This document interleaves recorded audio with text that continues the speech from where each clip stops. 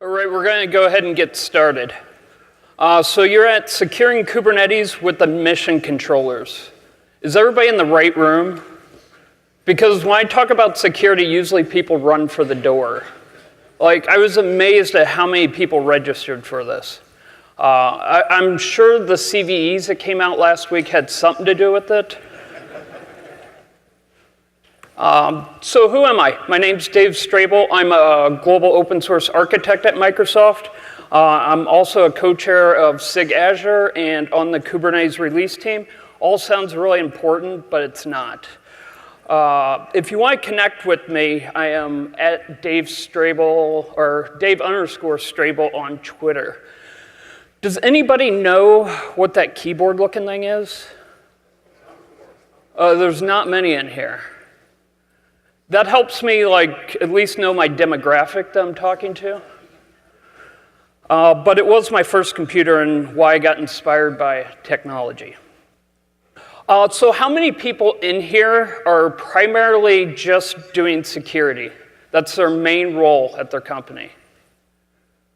Oh, a lot more than I thought. Okay, great. How many people in here struggle with security in Kubernetes? How many are in denial? Awesome. All right, so you're going to deploy Kubernetes. That's why we're all here, at least I'm guessing. And the first hurdle you come into a lot of times is going to be this. Is IT security. And it's not that IT security is bad, but there's fundamental problems that we do have. If you look at cloud-native architectures, they're very dynamic in nature. This is something security teams are not used to. You can never count on, say, a pod being around 24/7. These things come and go. That's a big hurdle for security teams. You can also look at a lot of security tools. They haven't been retrofitted for these cloud-native architectures, so we have a lack of tools also. Cluster's not immutable. This one you could really argue because a lot of people think, hey, I use Terraform, now my cluster's immutable, right? It's not.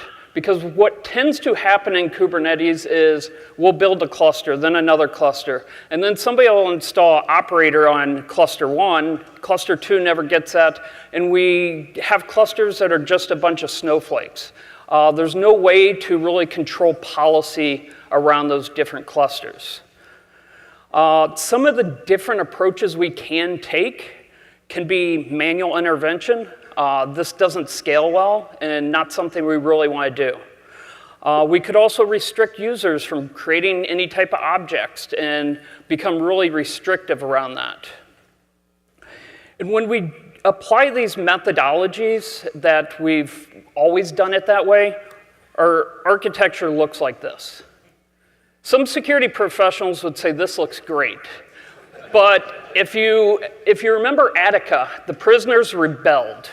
So this is not a place we want to be because it really leads to this, frustration. Not just frustration, this is so funny.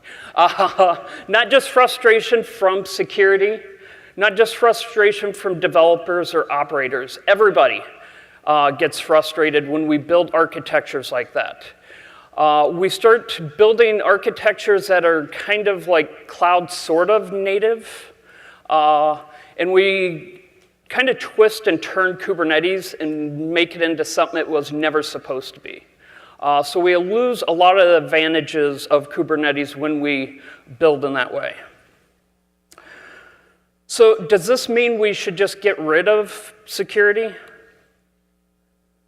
No, this is what your clusters look like when you don't apply security principles to your clusters. You have Bob having a heart attack. John, I don't even know what he's doing. He's starting more fires. There's people running out the door. I like to call this cluster admin as a service where everybody becomes cluster admin. That's also not a good way to build and run our clusters. So what can we do to kind of bridge this gap to both make our developers, operators productive, but also our security teams happy. We can use something called emission controllers. Emission controllers is a way to extend what Kubernetes can do, especially at the object level. So who's actually using emission controllers here? Come on, everybody should be raising their hand. It's a trick question. There's default emission controllers. You may not know you're using an emission controller, but you actually are. These are the default emission controllers for 1.12. I think the same for 1.13 here. I'm not going to cover all these in depth here. The two I'm going to focus on is mutating emission webhook and also validating emission webhook. And we're going to learn about how we can extend policy and compliance by using these two webhooks. So what are emission controllers? By the Kubernetes website, emission controller is a piece of code that intercepts requests to the Kubernetes API server prior to persistence of the object, but after the request is authenticated and authorized. So what does that actually look like? So what that looks like, we have Jane here. Jane's going to make a request to the Kubernetes API. It's going to go through authentication. With authentication, it's going to make sure she belongs there. It's then going to go through authorization. What does she actually have access to? Then it's going to go through the emission phase. The emission phase is going to include mutating emission. Mutating emission is when we may mutate an object. So if I deploy a manifest, it may add additional labels to that manifest for me. Then it'll go through object validation. Who's ever gotten in trouble with object validation? Who's ever added a tab in their YAML? Okay, that's when you get object validation errors. Then it's going to go through the validating admission before it's ever stored in etcd. So what the mutating webhook and validating webhook allow us to do is really add more logic. So we can, build in custom logic that may mutate an object or it may deny an actual object.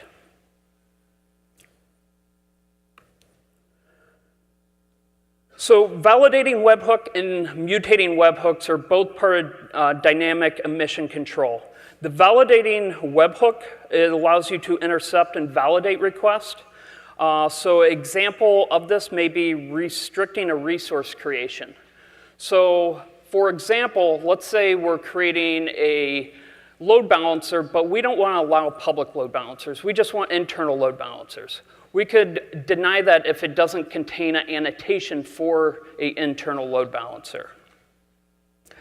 The mutating webhook is a little different because a mutating webhook is when we're going to add additional fields. So we're going to actually patch that object. So this example of this would be something like Istio. I'm sure everybody's heard of Istio, so I don't need to explain that. So when it injects a sidecar, so it injects that Envoy proxy as a sidecar, it's actually doing a mutation on that object you deploy. You need to think of policy enforcement differently than things like network policy, pod security policy, where those two are really focused on the data plane.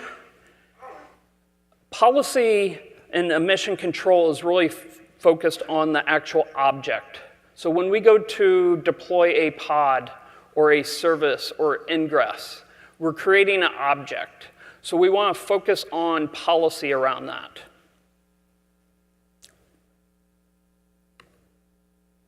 So this is all super awesome. Now we can create custom logic to apply policy to our clusters. But to do that, we're going to read the Go code here. Actually, there's nothing important in that code. The only number I want you to remember is the number down there in the left corner, 198.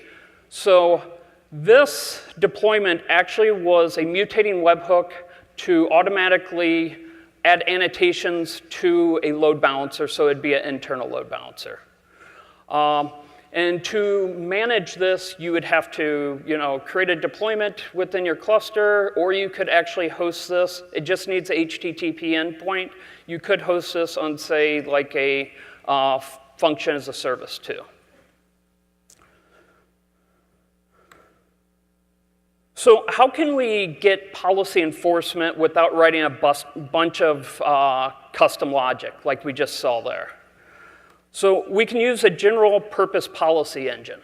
The general purpose policy engine is Open Policy Agent. How many have heard of Open Policy Agent?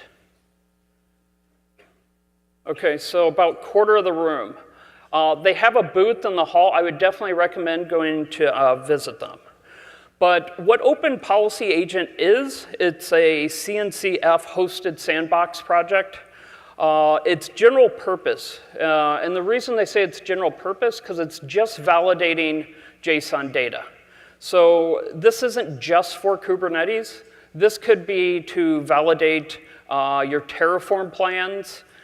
This could also be to restrict access to SSH. But today we'll talk more in the context of what it provides for Kubernetes. It uses a declarative policy language called Rego. And I'll cover a little more of what that is. But it essentially was built off a query language called Datalog from like way before my time. It was like in the 70s. Sorry if I called anybody old for being born in the 70s. Okay, so how the Open Policy Agent kind of works here. So we're really decoupling policy from our application, and those policy decisions we're offloading. So a request comes in, the enforcement happens at the service layer. That service layer refers to, could be our Kubernetes API, it could be a custom API, it could be a message queue, any of those. Once that request comes into the service, it sends that policy query to OPA, so the Open Policy Agent. The Open Policy Agent compares its actual policy with the data it has. And then based on that, you may have a true or false return on that. So an example may be of, we create a service that has a specific annotation. We create a policy to say, with that specific annotation here called dev, we're going to add cost center 8000 automatically to that. So when it goes through and makes that policy decision, it's automatically going to annotate that object and send it back to the service.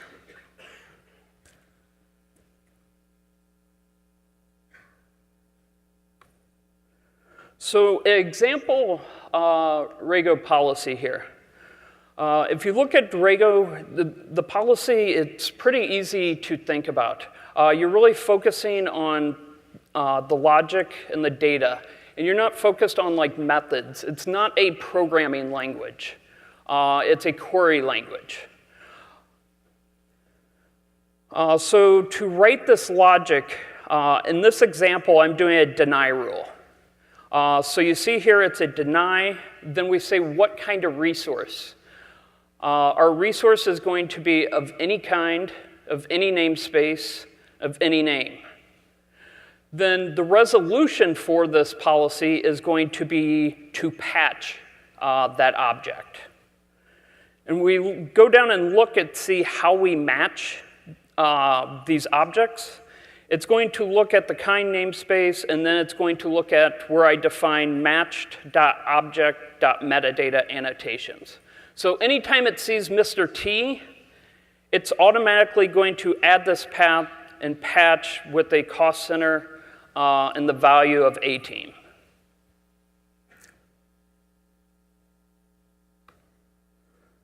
So who starts to manage all this policy? And it's going to be different in every organization, but typically this is kind of the personas you would see managing the policy. So we have our developer IceCube. IceCube is huge at KubeCon. I guess Mesosphere made him huge here. they're going to deploy apps. So they're the one creating the objects. This may also be operators too. Then you have your platform operator. Your platform operator is typically the one that's going to create and maintain that policy. Then overarching, you may have security. Security is going to be able to audit the policy. Because one of the features of OPA allows you to actually audit policy and not just apply a true false to a policy. So where this gets us is to building immutable platforms. Because now we can wrap up policy in code now. For lack of a better term, you can think of OPA as policy as service here. We've built apps that are immutable. We've built our Kubernetes clusters in an immutable way. And now we've built policy around those clusters. So if you thought I was done, there is more to this. And that is the Kubernetes Policy Controller. The Kubernetes Policy Controller was built by a team within Azure.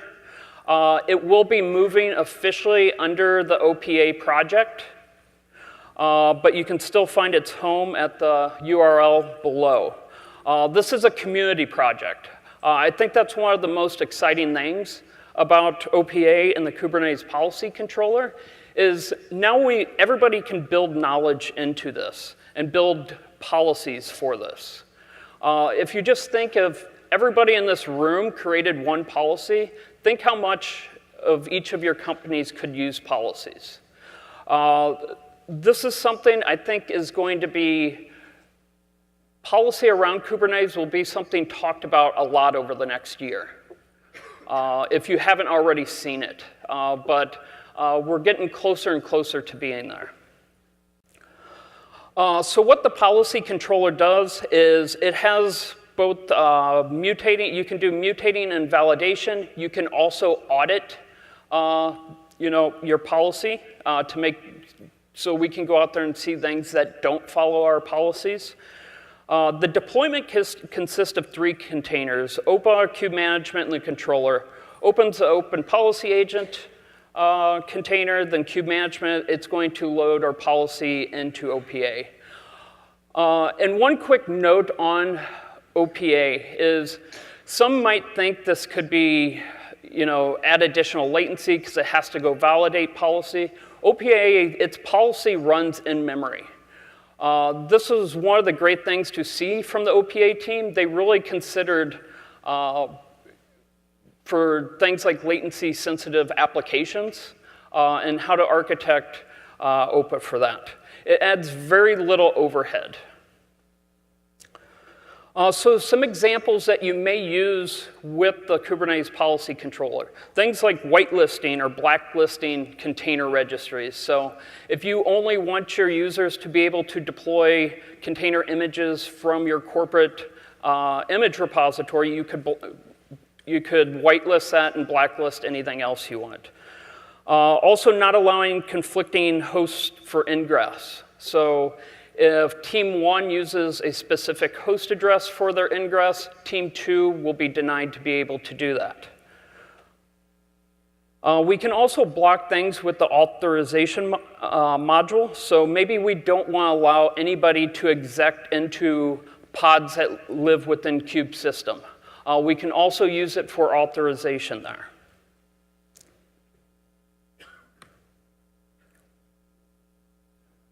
All right, so from demos, this is just a quick overview of the demos we're going to show here. So in the first demo, we have George Jetson. And George never follows policy that's been documented, unfortunately, in SharePoint. And Mr. Spacely's pissed about this. So Mr. Spacely is going to enforce George Jetson to always use an internal load balancer. So in this demo, we're going to show how we can easily enforce any type of service deployment that states a type of load balancer to be only an internal load balancer. In the second demo, Elroy, he's going to make a request for ingress, and then based on that, it will check for any conflicting host names here. And then Judy here, we're also going to restrict access to specific CRDs. So the CRDs I'll show is Calico CRDs, so we're going to restrict what actually Judy can do with those custom resource definitions. And if you couldn't tell, I was an 80s kid by all my 80s references. All right, so to show our first policy here. So I already have a few policies defined in here. So I'm just going to pull back what these policies are. I have an annotate and an ingress conflict here. So to show you what this annotate object looks like, here it's going to deny, it's looking for kind.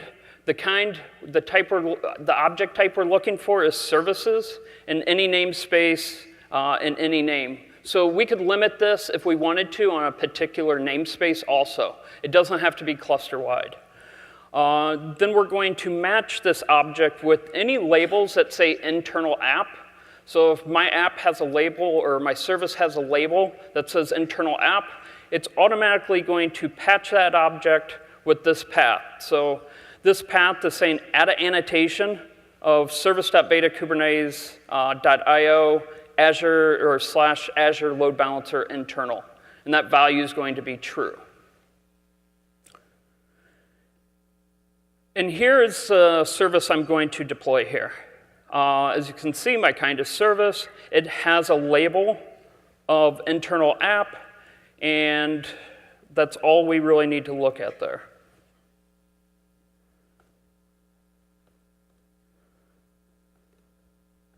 So I will apply this service.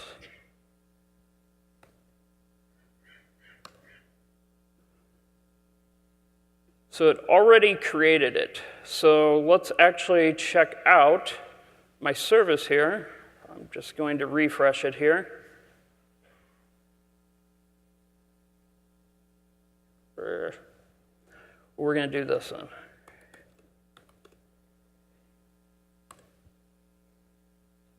All right, so you saw my actual object I deployed did not have an annotation. Now it has this annotation of load balancer internal. So essentially, what I did there and what took, let's say, 10 lines of a query language, I've just restricted anybody from deploying an internal or external load balancer within my cluster. If you remember that slide back there, I told you to remember one number. How many lines of code was that custom logic? Yes.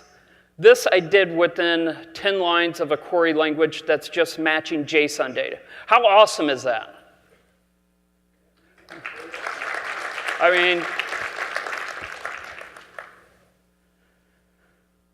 all right, so, whoa.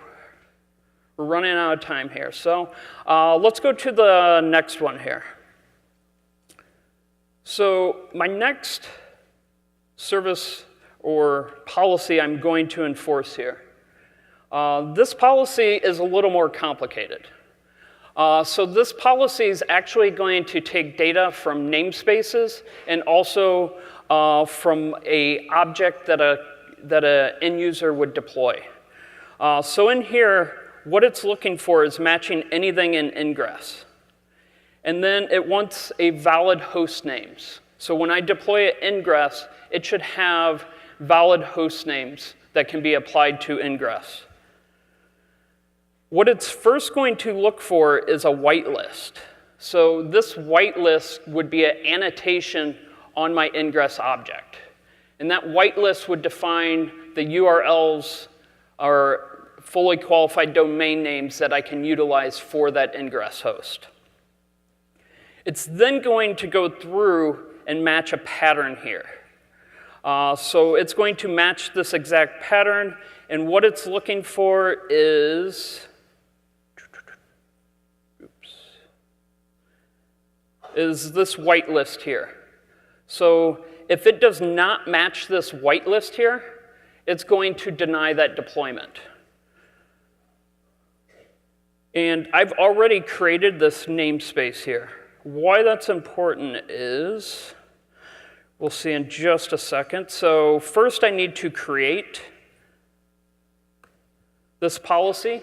So the policy is just being deployed to the OPA namespace. OPA namespace is where that OPA agent is, the kube management, which is going to load that policy, and also our Kubernetes policy controller. So I go ahead and create that service. And we're going to hit the audit endpoint, and I'm going to guess my connection probably died for that.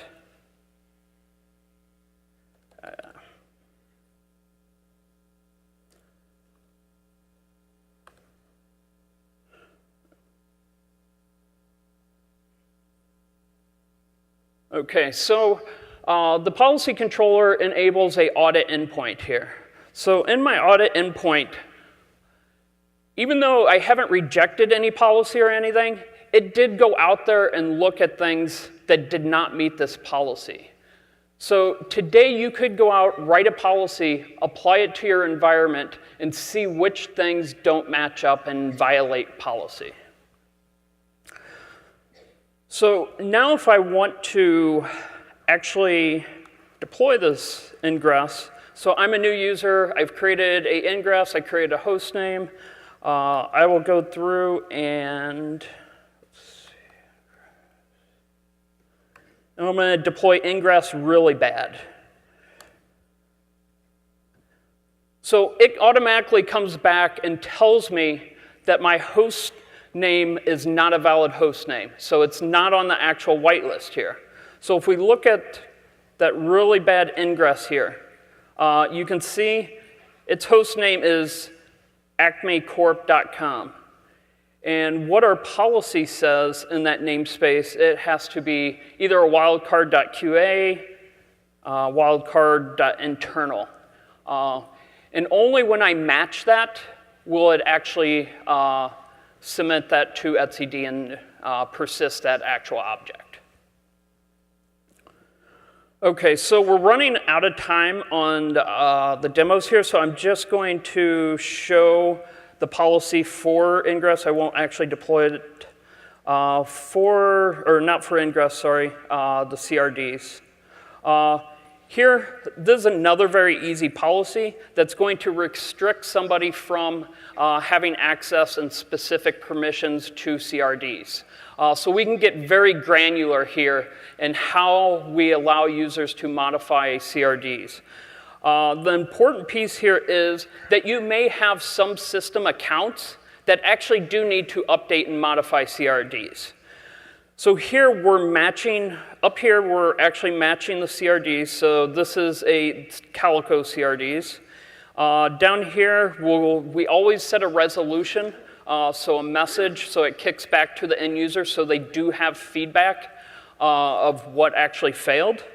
Here we're going to do a not match, so we want the system, kube controller manager, and the kube scheduler to be able to actually access those CRDs.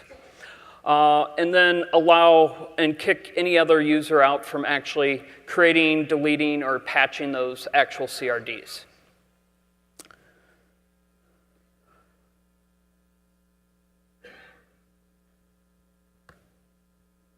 So some of the good, the bad, and gotchas about using Open Policy Agent and describing your policy this way. If you look at the OPA approach, it allows you to decouple policy from applications, which is a good thing, especially when we want to talk about immutability. It's general purpose. I think this is a huge benefit because it's not just for Kubernetes. You can start driving policy in other places within your technology stack. So whether that be Terraform or Istio, Linkerd, there's integrations into those because we're just taking plain JSON data, making a query on that, and returning a true or false. The bad, this one I had a hard time with because I got so excited about it. But there can be a learning curve to Rego. That's the first thing you'll probably run into and struggle with a little. It's documented very well, and you can also go on the OPA Slack channel, and they're very, very helpful in there. You have to be considerate of latency also. If you have a very highly transactional system, there is some latency OPA can add. They did design it in a performant way. I would say majority of your applications aren't going to run into latency problems. That's why I had a hard time putting it under the bad. I think it's more of just a consideration you should take from it. Gotchas. Mutating objects, you need to really handle with care. Because when an end user deploys something, they're expecting outcome A, and they may get outcome Z. So you need to really think about when you're actually mutating objects.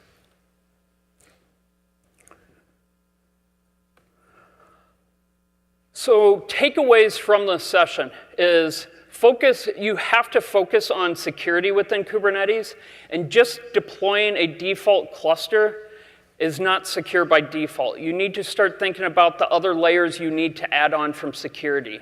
This will benefit you, security teams, and your company. You also, and I think this is probably the most important piece, is instead of pushing back against security, help them understand how you can extend Kubernetes to fit their models also. And think of new ways to implement security in your clusters. Don't just settle for the we used to do it this way or our tool works this way. Look at new ideas in this space. Always treat your Kubernetes clusters as immutable. I can't harp on that enough. And this is just another way to get us there to having an immutable platform. Like I said, you can do this multiple different ways. Build your own logic and utilize the mutating webhook or the validating webhook. You can absolutely do that, or you can utilize something like OPA and the Kubernetes policy controller that can help automate this for you and reduce the management overhead of building this complex logic. I would also say definitely get involved in this project, the Kubernetes policy controller. It is a community project. This is going to be a big space in Kubernetes over the next year. So if you're looking to get involved, this is a great project to get involved in. Other sessions this week. The first one's on Wednesday, the intro to Open Policy Agent. There will be a couple of customers actually speaking at that one, and it will be with the maintainers of Open Policy Agent. The second one will do a deep dive. We just kind of touched the surface in this session. This deep dive for Open Policy Agent will go very deep in how exactly Open Policy Agent works. These are both great sessions. I've seen a couple of them at last few KubeCons, but definitely check those out. I will be around all week, so if you want to buy me a beer, feel free to. But if you have any questions, I love talking about this stuff, so feel free to come up and say hi. Thank you.